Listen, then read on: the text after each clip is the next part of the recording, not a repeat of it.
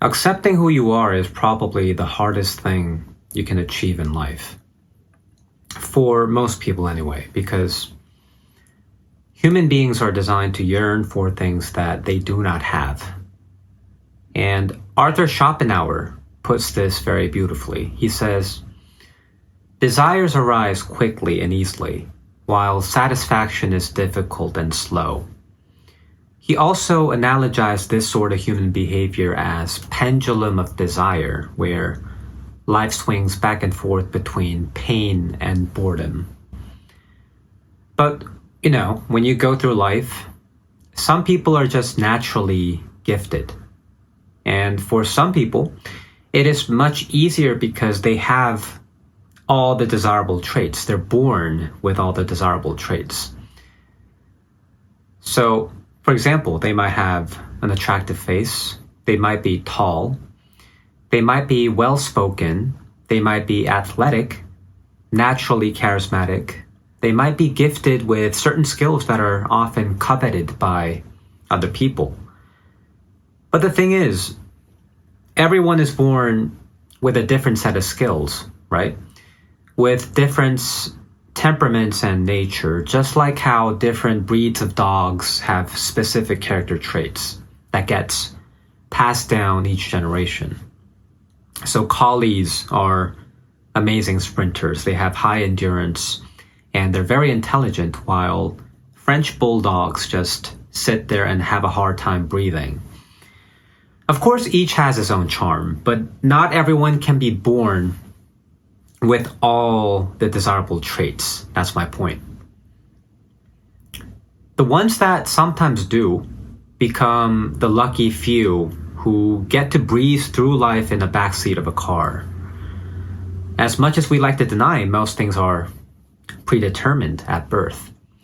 And for a long time, I had a hard time accepting who I am because the grass is always greener on the other side, right? The grass always looks greener. Whenever you see people who have skills and traits that I myself do not possess. So, for example, I was always terrible at cracking jokes and making people laugh. And if you've been watching some of my videos for a while now, you might have noticed that humor is not my best suit, and I was never much of a comedian growing up. But I wanted to be funny, right? I wanted to be the humorous guy. So ever since middle school, I always envied those guys who could just tell a story and crack people up like it's nothing. So what I did was I tried to hang around those guys and try to learn about the things that made them so humorous. I thought maybe it's the nuance, maybe it's the timing, maybe it's the crazy experiences they go through every single day. And with the limited understanding and analysis I've made, I try to use what I've learned and apply it in real life. So I always try to be funny whenever I talk to girls. I tried to be funny whenever I was with a group of friends. But it never really stuck because that wasn't really me. It felt really cringy and uncomfortable because it felt like I was trying to be someone else by wearing a costume that didn't really fit me. So in the end, I dropped the charade and tried to focus on what I had. I did that by going through the choices I made in the past, especially when I was a kid, when I wasn't tainted so much by the expectations of society. And when I look back, I was always this shy person. I was never that energetic, but I was pretty comfortable when I was within my own comfort zone. So I became pretty active in my own privacy or in my own comfort zone. I loved reading storybooks. I was a little selfish and I only shared with a few people that I liked. I lied a lot to my parents because I didn't want to get in trouble. I was pretty sensitive and I cried a lot when things didn't go my way. I was very average in sports, Didn't have many friends, didn't have many enemies, that type of guy. Just an invisible kid in school, if you know what I'm saying. So, I was just this typical kid with nothing impressive, really. I wish I had a dramatic childhood like the ones they show in movies, like the superhero childhood, right? I wish I had this unique upbringing that I can share with others and tell my story and captivate them. But I don't have that. But, these are the tools that I have in my bag. And life is all about living with what I have in my bag. I just have to make do with the few items in my hand and start with building a small house, even though a few others around me might have bigger tools to build bigger mansions, pools, and rockets and whatnot.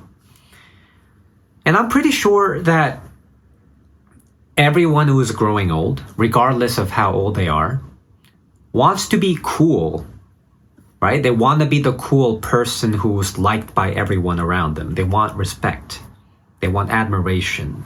We all want to be loved. We all want to be validated. And what is cool is often determined by the image that is shown in mainstream media. So we flock towards that image like a herd. But the thing about flocking towards what is cool is actually antithetical to what a cool person might do, if you think about it. Now, I'm not in any position to judge anyone for the choices they make in life, but it's just terribly disheartening to see the younger generation these days flocking towards looks maxing. This is the exact thing that I've been trying to get out of living in Korean society, but somehow this spread like a virus into the hemisphere. But you see, this is where your own tools become really important. Some might have the right tools to excel in this shallow game of lookism and beauty worship. And more power to them if they can use their beauty to take advantage of current society. But if you don't have the right tools to compete in this game, then just don't participate, right? Just focus on your own tools and strengths to further your own abilities. So if you're a tech nerd, be a bigger tech nerd. If you're a K-pop guru, then more power to you. Become the biggest K-pop fangirl. If you like talking to people and socializing, then become the next Wolf of Wall Street. I don't know. Whatever tools you have, just make the most of what you already possess. And as much as it sounds appealing to play the game everyone else is playing, the only thing you can do is you have to just accept yourself for who you are if you want true satisfaction, right? At least that's what I've learned throughout my life and what works for me. So that's the reason why I do what I do, right? The videos I make, like this one, is the result of utilizing the few tools that I have. It might not get a lot of views. It might not be as entertaining to some people. It might be boring to some people. I don't know. But what can I do, man? It's just who I am. Do I covet those people who can use video editing techniques and clean transitions? Yeah, I do. Do I look up to those who knows, who know cameras, color grading, and filmography, cinematography, and things like that? Of course I do. Do I want to have better presence on camera and speak more eloquently like the famous podcasters or influencers? You're damn right I do. But I don't have those tools in my bag. That's not me, right? I'm just a regular guy who wants honest conversations and honest connections. So here it is. The small sandcastle that I'm building. It's not a Playboy mansion nor a beachside resort, but, it is what it is. It's not a Bugatti. Just me.